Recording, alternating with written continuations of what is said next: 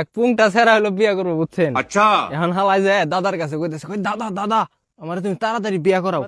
হ্যাঁ, এখন ওর দাদা হইলো মনে করেন আর বড় পুংটা। আর দাদাই কইতেছে, কয় তুই যে বিয়া করবি তোর কি খরচ হইছে? এখন শালাই কইতেছে, কয় হ দাদা আমার তো 100 হয়ে গেছে গা, তুমি আমার তাড়াতাড়ি খালি বিয়ার ব্যবস্থা করো। এখন দাদা কইতেছে হুম, আমি তো এটা বিশ্বাস করি না। কয় তুই যদি নিজের পুত্র ছুঁয়ে পারবি সেদিন হলো তোর বিয়া করামো।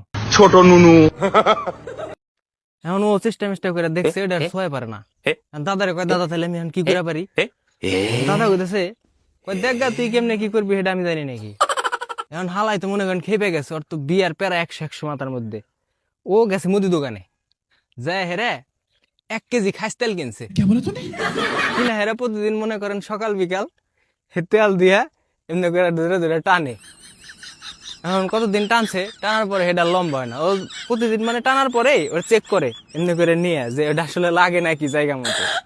এখন যাই হোক ওটা লাগে না, ও হইলো মানে হতাশ হয়ে যাইতেছে দিন দিন। কি ব্যাপার বড় হইতেছে নাকি। পরে বুদ্ধি টুদ্ধি আর পায় না।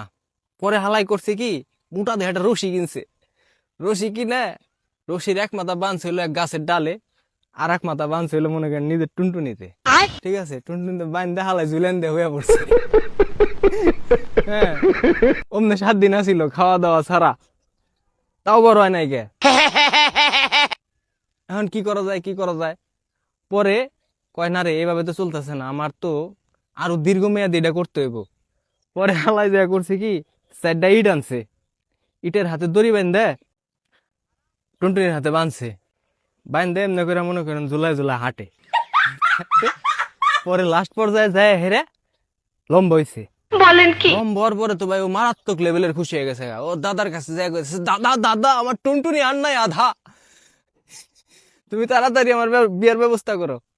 এখন ওর দাদা কইছে, আল্লাহ আইসে কবি চন্দ্রনাথ, বড় যখন হইছে ওটা নিজের পুটে দিয়ে রাখ।